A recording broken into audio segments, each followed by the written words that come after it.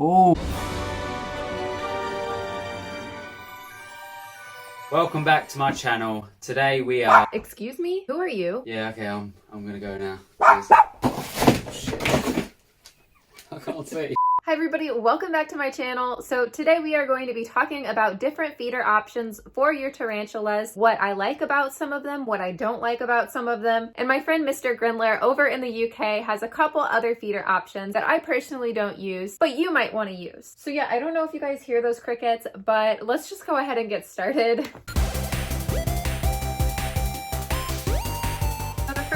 I'm going to talk about using is probably also the most hated, and that is crickets.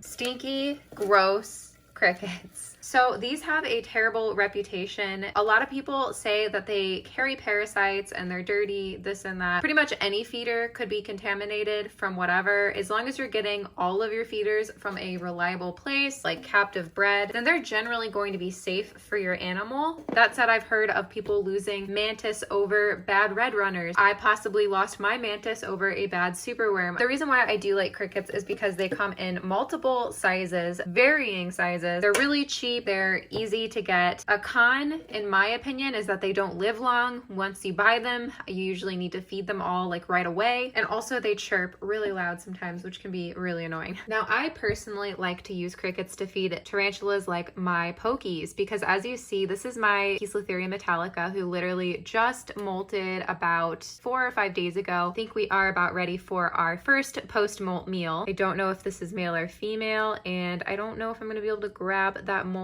in there. But the reason why I like to feed crickets to these kind of tarantulas, especially arboreals, is because the crickets are going to walk around and get their attention, and they're usually going to go for it right away. Now, if you leave a cricket in with a tarantula that's molting, a cricket can and will eat your tarantula. So that is like a big thing you need to watch out for. But like I said, this beautiful tarantula just molted not long ago. So I'm going to toss a cricket in and we're going to see if it eats. Now the trick though is to get the pokey to move.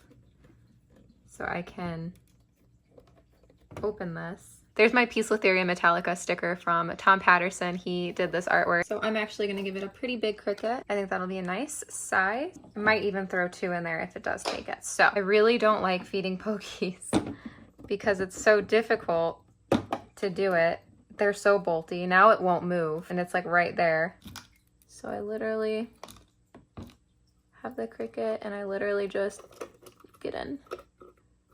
Cram it in. Got a pokey right there and it won't even go in. Damn. All right, attempt number 2. Now you guys see why I don't really feed my pokies on camera much.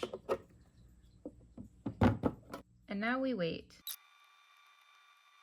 Okay, so it has not done anything and I think it's too scared to eat right now. So I'm just gonna set it there and we'll check back in a minute. But I do have my P. regalis. I thought I could try to feed also really quick. This was my first pokey ever. So yeah, let's go ahead and try to drop a cricket in and see if maybe this one will eat. So we will also do a pretty large cricket, actually a really large cricket for my pokey. And it's kind of the same concept. I don't like them to be like right there. I wish it would go over here where it usually hides. See, there is my P. regalis, so I'm actually gonna open it over here. Just keep an eye on it. Great, definitely I think we'll eat. Oh, we got it. Awesome.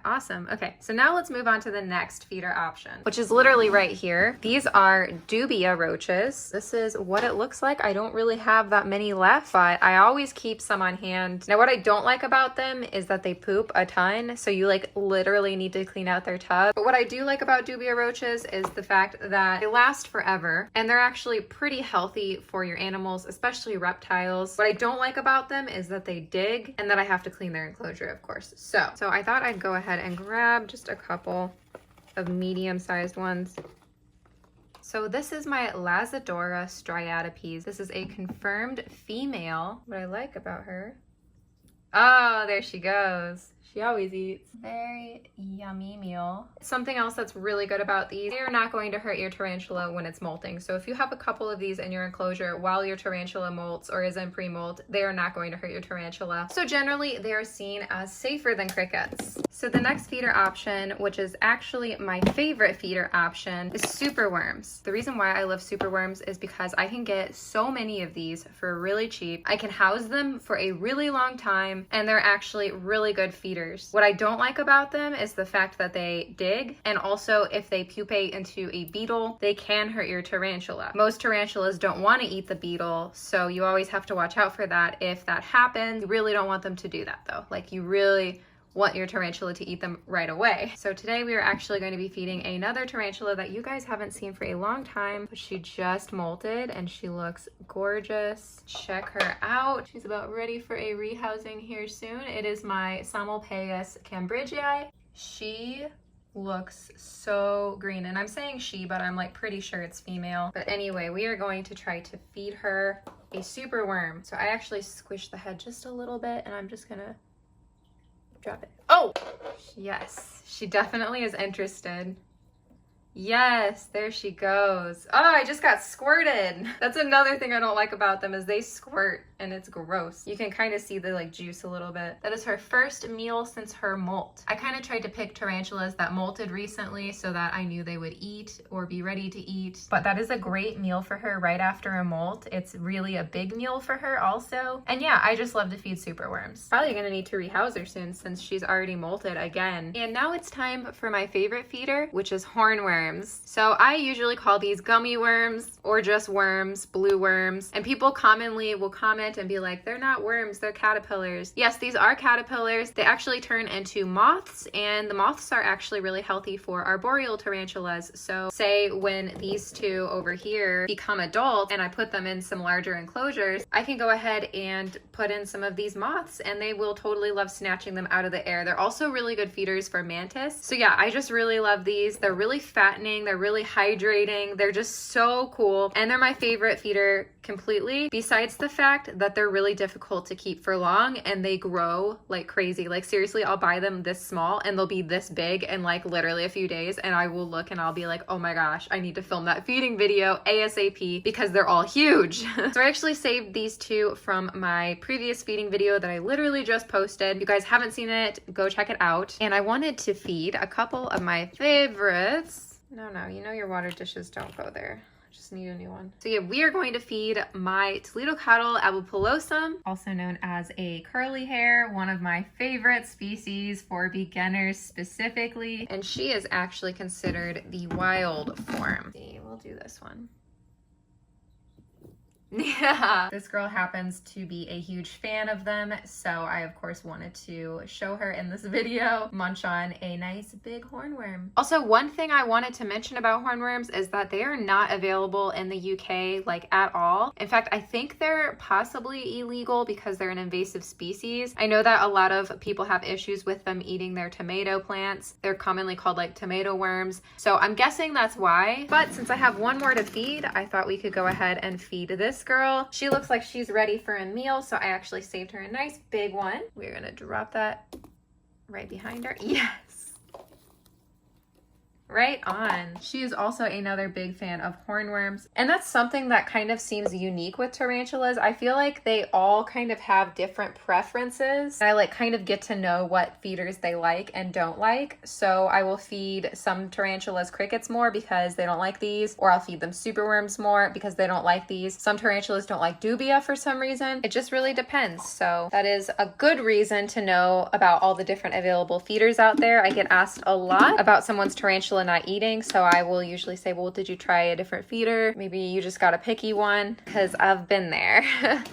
So yeah, that is all the feeders that I pretty much use regularly. I do use like mealworms very rarely, waxworms very rarely, and fruit flies very rarely, but generally these are the 4 feeders that I use pretty much constantly, especially superworms. They are my favorite generally because they live so long, but hornworms are my favorite like feeder wise. And now we're going to talk to Jaden because he actually feeds his tarantulas different things than I do because he's in the UK, and while they don't have access to hornworms, they do use locust, which is something that we don't have really as a feeder option here in the United States, which I'm insanely jealous of. So let's go to him. What's up guys, I'm Mr. Grinler and here are my creatures. So I've taken all the makeup off and honestly it took me ages to get it all off. I've gone through so many wipes, it was unreal. So I may still have a little bit of makeup on me. But Tarantula Kat has kindly asked me to do a few little short feeding clips on some locusts. So what I understand is where Kat is, they don't really have access to locusts. And over in the UK, we seem to use them a lot, to be quite honest. And I do use them quite often. I like to mix sort of my feeders up, so I've got red runners, I've got Dubia roaches, mealworms, I use crickets, I use locusts, I use so many different things, it's unreal. So yeah, thank you very much Tarantula Kat. So we are now going to go down to the table and we're going to go feed some teas, so let's get down. Okay, so to start with we're going to try a Monocentropius balfouri. Take it. No, it's threat posturing. Nah. Alright, that was a failed one. So the balfouri doesn't want to feed, so let's try another one. We have the Chalcodes Desert Blonde, and this is actually in a future video, so it's a spoiler. So. Let's see if he wants it. Oh! That was like a barrel roll. That was nutty. Absolutely stunning. Alright, let's go on to the next. Okay, so I'm probably going to butcher this name, but we've got the Kilobrachys Hawani, I think it is. Oh, I don't... Did you just say the phone make? No. Oh. Okay, right, so... This one's right next to the lid as well. Just going to drop it down in front. Ooh.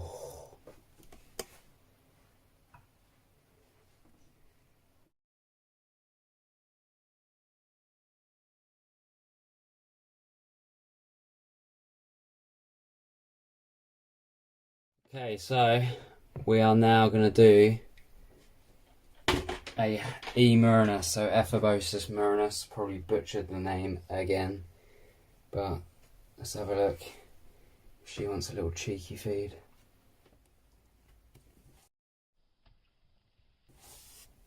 Oh!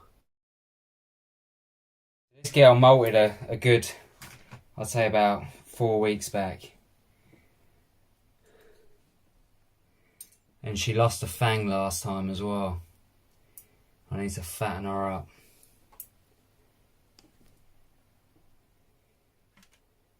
Let's try one more. Oh, that crunch. Okay, so we're going to try it with a red runner this time. Like I said, just creep Kat out. So the thing I hate most about red runners is, one, they're impossible to catch, and two, they are so quick, it's unreal. So I always have issues trying to catch them. But the only good thing about them is they breed rapidly. So let's try drop one just in front. Oh, didn't get anything there. Oh. Did we get it? Yeah, you got it. Hey, look at that. Ooh. Okay, so that is all the feeding clips done, and can I just say, doing all of these feedings, I've now got 2 locusts left in my pot. Just 2. So out of all of that, and how much are they? £2.50. £2.50, so how many? There's about 7 in there. To me, I think that's quite pricey, considering I've got this many tarantulas literally all around the room to feed. So when I've got like red runner colonies and Dubia roaches, it's a lot easier to just do it that way. So thank you very much, Kat, for having me on here. It's been amazing. So thank you. Mr. Grinler's done here. So are my creatures. I'm going to pass you back to Kat. Peace, guys.